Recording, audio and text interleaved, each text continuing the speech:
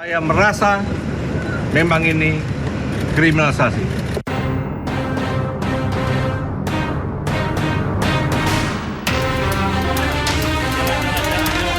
Pernyataan itu sampaikan tersangka Febri Adriansyah usai ditetapkan sebagai tersangka dan dilakukan penahanan. Dengan tegas mantan Jampitsus itu menyebut jika dirinya telah dikriminalisasi. Febri bahkan berdalih alat bukti yang diajukan penyidik belum terkonfirmasi dan masih perlu didalami. Dengan dalih itu, Febri merasa jika dirinya tidak pantas ditahan. Alat bukti yang diajukan masih perlu didalami atau dikonfirmasi. Ya, sehingga menurut saya ini belum cukup untuk dilakukan penahanan. Pakar hukum pidana Abdul Fikar Hajar menilai penyidik tentunya tidak asal-asalan menetapkan ex-Jampitsus itu sebagai tersangka, melainkan sudah berdasarkan tercukupinya alat bukti. Jika merasa dikriminalisasi, Fikar menyebut Febri bisa ajukan sidang pra-peradilan. Ketika orang ditetapkan sebagai tersangka, maka pasti itu, ya, penyidik sudah mengantongi minimal ada 2 alat bukti yang cukup, ya, yang menempatkan seseorang itu sebagai tersangka. Nah, saya kira ini juga tidak berbeda dengan penetapan Pak Febri ini sebagai tersangka. Ya, penyidik pasti sudah mempunyai minimal 2, bahkan mungkin lebih, ya, bisa 3, 4, 5, 8 dan seterusnya, gitu ya.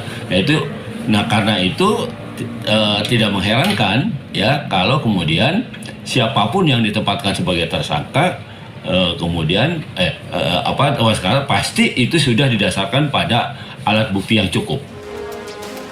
Febri Adriansyah diduga tersandung 3 mega korupsi di PT Asabri, PT Krakatau Steel dan pengadaan batu bara di PT PLN. Polisi telah menggeledah 12 tempat termasuk rumah pribadi Febri di Sentul, Bogor, Jawa Barat. Uang nyaris setengah triliun rupiah dan 74 kg emas ditemukan. Kini sang mantan Jampitsus itu telah mendekam di sel tahanan. Tim Liputan iNews melaporkan. Nah, ini Kejaksaan Agung pemirsa meminta maaf usai mantan Jampitsus Febri Adriansyah tampil tanpa mengenakan rompi tahanan dan tidak diborgol. Padahal Febri telah ditetapkan sebagai tersangka kasus dugaan tindak pidana pencucian uang dan ditahan. Menjadi keputusan pimpinan, saya siap menghadapinya, ya, dan saya merasa memang ini kriminalisasi. Terima kasih ya. Mantan Jampitsus Kejagung Febri Adriansyah tidak mengenakan rompi merah muda atau pink saat hendak diangkut dengan mobil tahanan ke rutan KPK. Tak hanya itu, tangan Febri juga tidak diborgol layaknya seorang tersangka. Jaksa Agung Muda Bidang Pengawasan Kejagung, Rudi Margono selaku koordinator Tim 9 mengatakan hal tersebut bisa terjadi lantaran buru-buru dan sudah malam. Padahal berdasarkan kebiasaan di Kejagung, tahanan akan dipakaikan rompi pink dan diborgol. Ya, kalau masalah rompi tadi mohon maaf, karena buru-buru juga udah malam ya. Terus yang kedua, modus operandinya secara umum, dugaan TPPU yang dilakukan oleh penyelenggara negara dalam jabatannya sebagai jaksa atau pejabat struktural selama dia menjabat mengabdikan diri di kejaksaan. Lebih detailnya tidak akan saya sampaikan karena terkait dengan strategi pembuktian, dan kalau kita sampaikan akan sangat menyulitkan kita ke depannya. Rudi mengatakan Febri ditahan untuk 20 hari pertama. Febri ditahan di rutan KPK lantaran pernah menangani kasus-kasus besar. Febri menjadi tersangka dan ditahan atas kasus dugaan tindak pidana pencucian uang terkait uang dan emas 74 kg yang ditemukan tim Kortas Tipikor Polri di rumah Sentul. Dari Jakarta, Tim Liputan iNews melaporkan. Ya, jadi alasannya tadi terburu-buru dan sudah larut malam. Sama seperti teman-teman saya di kantor kalau udah malam pengen cepat-cepat pulang. Nah, ini perlakuan yang berbeda ini menjadi sorotan dari masyarakat. Jadi mereka mempertanyakan ketegasan dan transparansi dalam proses penahanan Febri. Kita simak ungkapan dari banyak masyarakat berikut ini. Rata semua sih ya harusnya ya. Jadi mau semisal entah ex Jampitsus, entah ex menteri atau apapun itu kan harusnya ya menurut saya pribadi itu kalau memang udah ditangkap langsung dipakaikan rompi oranye itu sendiri sih. Sebagai saya orang yang awam gitu ya. Gitu. Nah itu mereka kan yang membuat hukum ya, artinya mereka penegak hukum ya, dan mereka juga yang mengadili terhadap hukum, dan mereka juga mengadili orang-orang mereka sendiri ya, semua fasilitas itu ada di mereka gitu loh. Jadi kita sebagai masyarakat hanya bisa melihat, hanya bisa mendengarkan aja.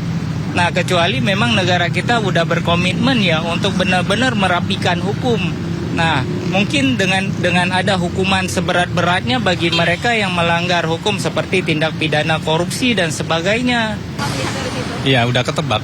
Pasti ada perbedaan perlakuan antara untuk hukum itu antara yang dikenakan kepada pihak yang warga kecil dengan pejabat atau yang melibatkan dengan institusi yang besar seperti itu. Itu aja. Karena hukum itu sebetulnya itu berlaku untuk semua warga negara, tidak memandang status, tidak memandang ini rakyat jelata atau apa, itu berlaku untuk semuanya, dan hukum itu tidak bisa dipesan. Jadi publik bisa menilai apapun itu. Jadi kemungkinan besar pasti kebenaran itu nggak mungkin bisa ditutupin, meskipun pada dasarnya di Indonesia sistemnya itu nggak semudah seperti yang ada di luar negeri. Seru ya tanggapan masyarakat yang mayoritas sama tadi, bahwa ada pembedaan antara kalau rakyat kecil dan juga pejabat yang jadi tadi tersangka seperti itu. Dan ya, equality before the law ya, persamaan di depan hukum itu penting sekali. Nah pemirsa, sejumlah tersangka korupsi ini kami rangkum ya, langsung ditahan Kejaksaan Agung pada malam hari. Dan memang usai dijadikan tersangka mereka digiring ke tahanan tanpa mengenakan borgol dan rompi pink.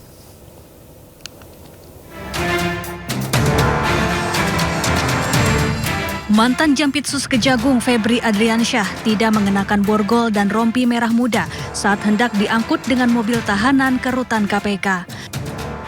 Alasannya, proses penahanan dilakukan terburu-buru dan sudah larut malam. Hal ini menuai tanggapan dari anggota Komisi 3 DPR Abdullah. Ia menilai hal ini memunculkan persepsi ketidakadilan dan melukai rasa keadilan. Sementara itu, biasanya para tahanan Kejagung langsung mengenakan rompi pink usai resmi berstatus tersangka. Oktober 2024, Kejagung menetapkan mantan Menteri Perdagangan Thomas Lembong sebagai tersangka kasus korupsi impor gula. Thomas Lembong kemudian digiring keluar dari gedung Kartika Kejagung pada pukul 9 malam untuk ditahan. Tak lupa, ia mengenakan rompi tahanan Kejagung berwarna merah muda. Kejaksaan Agung menetapkan pengusaha sekaligus suami aktris Sandra Dewi, Harvey Muiz, sebagai tersangka kasus korupsi Tata Niaga Timah pada Maret 2024. Usai resmi berstatus tersangka, Harvey Muiz langsung ditahan. Meski hari sudah malam, namun Harvey langsung memakai rompi pink.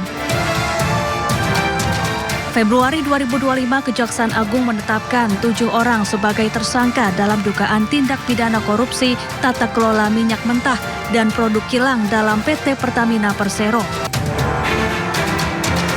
Ketujuh tersangka langsung mengenakan rompi tahanan berwarna pink dan digiring ke tahanan meski hari sudah malam. Maklar kasus yang merupakan mantan pejabat Mahkamah Agung Zarof Rikar ditahan Kejaksaan Agung pada suatu malam di bulan Oktober 2024. Sambil memakai rompi pink, ia dijebloskan ke tahanan. Kejagung juga sempat memamerkan tumpukan uang dan emas hasil penyitaan di rumah Zarof Rikar. Nilai uang yang disita hampir 1 triliun rupiah dan emas logam mulia seberat 51 kilogram. Tim Liputan iNews melaporkan. Ya, itu jadi rangkuman yang ditahan di malam hari tapi tetap pakai borgol dan juga rompi pink, pemirsa. Beda dengan Jampitsus tadi, ex Jampitsus. Nah, kita akan jeda terlebih dahulu. Sayembara penangkapan begal yang diluncurkan Gubernur Jawa Barat Deddy Mulyadi membuat banyak warga memburu pelaku begal. Informasi yang usai jeda berikut.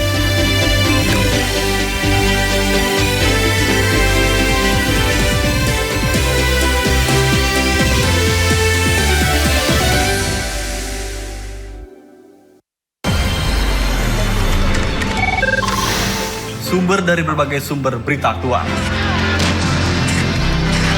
Sumber informasi, sumber inspirasi. Jadi acara deklarasi bisa lebih Saji lugas, tegas, dan berkelas. Hasil gelar perkara